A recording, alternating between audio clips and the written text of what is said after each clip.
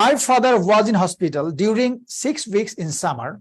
In summer, during 6 weeks, my father was in hospital. এখন প্রশ্ন হচ্ছে যে এই প্রশ্নটা appropriate preposition কিনা।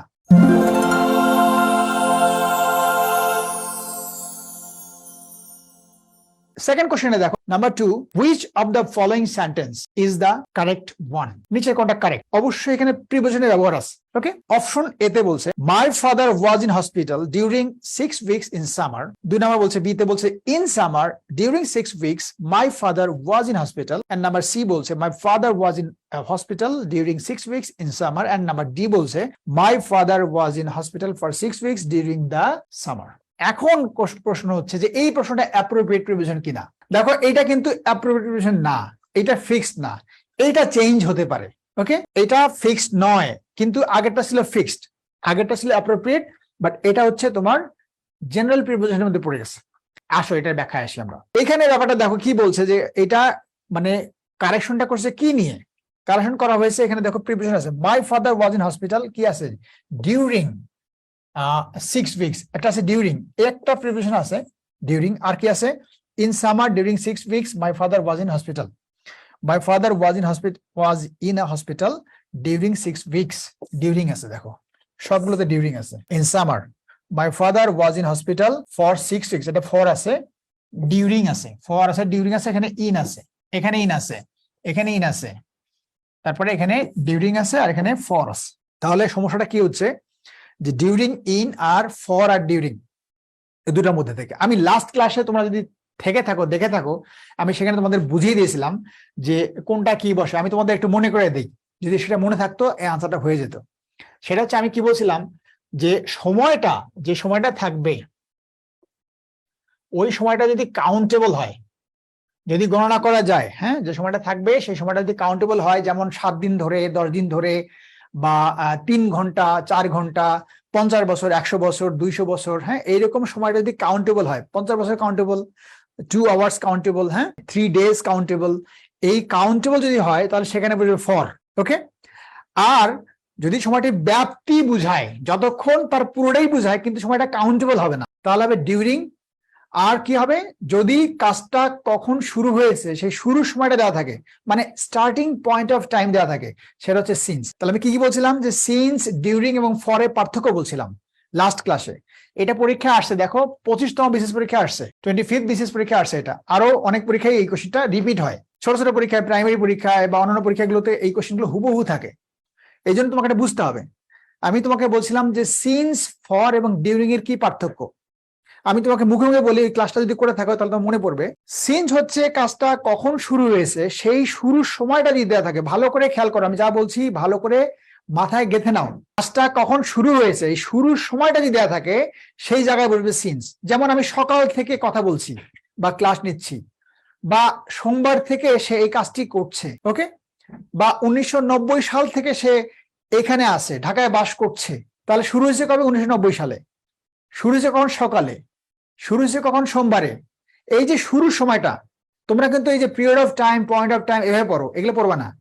তাহলে কাজটা কখন শুরু হয়েছে, ওই দিন শুরু হয়েছে, এটা তুমি বুঝতে পারছো। শুরু সময়টা দেওয়া থাকলে সেটা হচ্ছে সিন্স। এখন ধরো যে 1990 সাল থেকে এখন পর্যন্ত 22 বছর, কথা কথা বললাম, 22 বছর ধরে বলছে, তার মানে ওই সময়টাই বলছে, কিন্তু বলছে 22 বছর। 22 বছর কি কাউন্টেবল? 22 বছর কাউন্টেবল হওয়া মানে সেখানে হচ্ছে ফর হবে। 7 দিন কাউন্টেবল, ফর হবে। 2 ঘন্টা কাউন্টেবল, ফর হবে। ওকে, ডিউরিং কোথায় হবে? ডিউরিং হচ্ছে যেমন যদি বলে যে আমার ছুটিকালীন সময় থেকে আমি কক্সবাজারে আছি, ছুটিকালীন সময় থেকে আমি কক্সবাজারে আছি। ওকে, তাহলে আমি কোথায় আছি? কক্সবাজারে। কখন থেকে? ছুটিকালীন সময় থেকে, মানে যেদিন ছুটি পাইছি সেদিন থেকে আমি কক্সবাজারে আছি। তাহলে আমার ছুটি স্টার্ট হয়েছে কখন থেকে? আমার ছুটি যেদিন পাইছি সেদিন থেকে। তাহলে এইটা কি স্টার্টিং পয়েন্ট অফ টাইম দেয়া আছে, শুরু সময়টা দেয়া আছে, তাহলে কি হবে? সিন্স মাই ভ্যাকেশন, এটা হবে। এখন ছুটিকালীন থেকে এখন পর্যন্ত আমি ধরো 3 দিন থেকে আমি কক্সবাজারে আছি, যখনই বলবো 3 দিন 3 ডেজ তখনই হবে ফর 3 ডেজ। কিন্তু এই কথাটা ভালো করে খেয়াল করো, আমি যদি বলি যে ছুটিকালীন সময় ধরে আমি কক্সবাজারে আছি, মানে পুরোটা ছুটির মধ্যেই, আমি ছুটির থেকে শুরু হয়েছে এখন পর্যন্ত তা না, 3 দিন 4 দিন তা না, যতটুকু ছুটি ততটুকু সময় ধরে আমি কক্সবাজারে, তাহলে সেটা কি হবে? During my vacation. এখন আমি যদি বলি যে সিন্স মাই ভ্যাকেশন, বা যদি আমি বলি যে সিন্স মর্নিং, তাহলে কি দাঁড়ায়? যে শুরু হয়েছে কখন? সকালে। আমি যদি বলি ডিউরিং মর্নিং, তাহলে কি হবে? ডিউরিং মর্নিং হলে হবে যে পুরো সকালটাই, সকাল থেকে শুরু তা না। আর সকাল থেকে এখন পর্যন্ত ধরো যদি হয় 8 ঘন্টা 8 আওয়ার্স, তাহলে হবে ফর 8 আওয়ার্স। আচ্ছা দেখো এটা দেখো, তাহলে কি বললাম, তিনটা জিনিস পার্থক্য বলছি, আমার মনে হয় আর বলার দরকার নেই, তোমরা বুঝে গেছো। এই কোশ্চেনে দেখো, এই কোশ্চেনে বলছে যে একটা দেখো সময়টা আছে 6 উইকস, 6 উইকস আছে, দেখো এই দেখো 6 উইকস আছে, আর কি আছে, এই যে 6 উইকস আছে, 6 উইকস, খেয়াল করে দেখো এই যে 6 উইকস আছে না, তাহলে 6 উইকস অবশ্যই কাউন্টেবল। 1 2 3 4 6, আমি কি বলছি, কাউন্টেবল কি হবে, ফর হবে। আর যদি সামার হয়, গ্রীষ্মকাল ব্যাপিয়া, তাহলে কি হবে, ডিউরিং সামার হবে। Very good. এখন দেখো তাহলে এই যে 6 উইকস এর আগে বসবে ফর, আর সামার আগে কি বসবে, তাহলে ডিউরিং বসবে।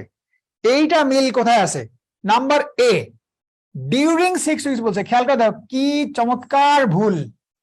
ওকে, ডিউরিং 6 উইকস, তার মানে এটা গোল্লা, এটা কাটা, বুঝছো কথাটা।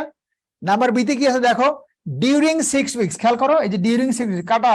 নাম্বার সি তে কি আছে, এটাও দেখো ডিউরিং 6 উইকস। আমার কিন্তু আনসারটা আমি কোনটা আমি জানি না, আমি কিন্তু আনসার কেটে আসতেছি, এই যে কেটে বাদ দিয়ে আসতেছি, এটাকে কি বলে, এটাকে হচ্ছে প্রসেস অফ এলিমিনেশন।